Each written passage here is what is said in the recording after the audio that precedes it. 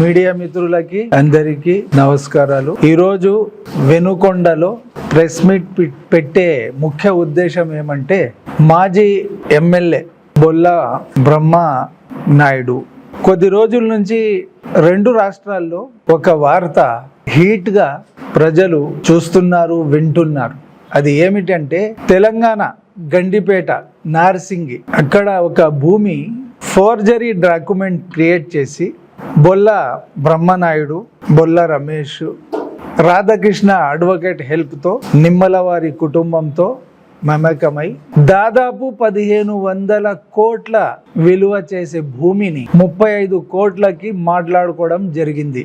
ప్రభుత్వ భూమి, తెలంగాణకి సంబంధించిన భూమి, తెలంగాణ ప్రభుత్వానికి సంబంధించిన భూమి ఫోర్జరీ చేసి ప్రైవేట్ వ్యక్తుల చేతుల్లోకి పెట్టి అది ఇల్లీగల్ ని లీగల్ చేసుకోవాలి ఆ కబ్జా చేసే ప్రయత్నంలో ఎక్స్పోజ్ అయిపోయారు. ఫోర్జరీ చేస్తున్నారని ఎక్స్పోజ్ అయిన తర్వాత తెలంగాణలో ఉన్న వ్యవస్థలు అలర్ట్ అయినాయి. ముఖ్యంగా పోలీస్ శాఖ అలర్ట్ అయి ఫస్ట్ నిమ్మల కుటుంబ సభ్యుల్ని, రాధాకృష్ణని అరెస్ట్ చేయడం జరిగింది. అరెస్ట్ చేసిన తర్వాత వాళ్ళ సమాచారం మేరకు Brahmanaidu, Bolla Brahmanaidu YCP ex MLA Vinukonda తీసుకోవాలని ప్రయత్నించారు. కానీ Bolla Brahmanaidu Vinukonda YCP ex MLA ఆ సమయంలో నరసరావుపేట భయపడి Narasaraopet to Hyderabad to Kerala to Chennai అక్కడ కూడా ఏదన్నా ప్రయత్నించారో నాకైతే తెలియదు.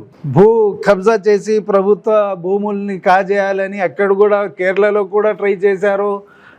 లేకుంటే ఎందుకు వెళ్ళారో నాకైతే పూర్తి సమాచారం లేదు. కానీ కేరళకు వెళ్ళారు, లేకుంటే భయపడి అక్కడికి వెళ్ళారు. ఆ తర్వాత చెన్నైకి వచ్చారు. చెన్నైలో తెలంగాణ పోలీస్ అరెస్ట్ చేయడం జరిగిన కంప్లీట్ భూ కబ్జా కానీ ఆ ఫేక్ డాక్యుమెంట్స్ క్రియేట్ చేయడం కానీ కంప్లీట్ గా తెలంగాణలో జరిగింది. ఇక్కడ వైసీపీ నాయకులకి అర్థం కావట్లేదు, వీళ్ళు ఏం చెప్తున్నారో వీళ్ళకి కూడా అర్థం కావడం లేదు. ఇది రాజకీయ కుట్ర అంట. మీరు బీఆర్ఎస్ లో ఉన్నారా? ఈ ఇష్యూ తెలంగాణది. కుట్ర చేస్తే కాంగ్రెస్ చేయాలి, ప్రతిపక్షాల మీద చేస్తుంది. ఒక ప్రతిపక్ష పార్టీ, మేజర్ పార్టీ వచ్చేసి బీఆర్ఎస్ ఉంది, అక్కడ టీడీపీ ఉంది, వాళ్ళ మీద చేయాలి. మీ పార్టీ లేదు అక్కడ. రాజకీయ కుట్ర ఎలా అవుతుంది? మీకు అర్థమవుతుందా? కొద్దిగన్నా అర్థమవుతుందా? రాజకీయ కుట్ర అంటున్నారు. ఇక్కడ ఆంధ్రప్రదేశ్లో ఉన్న వైసీపీ నాయకులు, నిన్న మన మైనార్టీ నాయకుడు కూడా ఈ సబ్జెక్ట్ మీద, ఈ ఫరాడ్ మీద స్పందించడం జరిగింది. మంచి వ్యక్తి అంట బొల్ల బ్రహ్మనాయుడు, మంచి వ్యక్తి. ఎంతో మందికి డబ్బులు కేటాయించారు, సాయం చేశారు, అవసరం లేదు. అక్కడ ఎఫ్ఐఆర్ జరిగింది కదా, అది ఫేకా? అది కరెక్టా రాంగా? డిపార్ట్మెంట్ తెలంగాణ ప్రభుత్వంలో ఎఫ్ఐఆర్ చేసింది, అరెస్ట్ చేయడం జరిగింది. మీరేమంటున్నారు? ఇక్కడ మంచి వ్యక్తి. నేను ఇప్పుడు విచారిస్తే గతంలో ఎమ్మెల్యేగా ఉండి, వైసీపీ ఎమ్మెల్యేగా ఉండి బొల్ల బ్రహ్మనాయుడు ఇక్కడ మైనార్టీ వ్యక్తికి చెందిన భూమిని కూడా కాజేయాలని ప్రయత్నించారు. 40 సెంట్లు దాదాసాహెబ్ అతనికి పోలీస్ స్టేషన్లో పెట్టి కొట్టించారు పోలీస్ ద్వారా.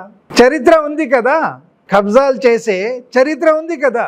ఏది తెలియలేని వ్యక్తిగా క్రియేట్ చేస్తున్నారు. ఆ సాక్షి పేపర్కి అయితే సిగ్గు లేదు. వాస్తవాలు తెలుసుకోవాలా కదా. మీద వేసుకొని వచ్చేది ఏమి? కబ్జా చేసే వాళ్ళకి కూడా మీరు సపోర్ట్ చేస్తున్నారంటే రాష్ట్ర ప్రజలు, రెండు రాష్ట్రాల ప్రజలు కూడా మీ వైపు చూస్తున్నారు. నవ్వాలనో ఏడవాలనో వాళ్ళకి అర్థం కావట్లేదు.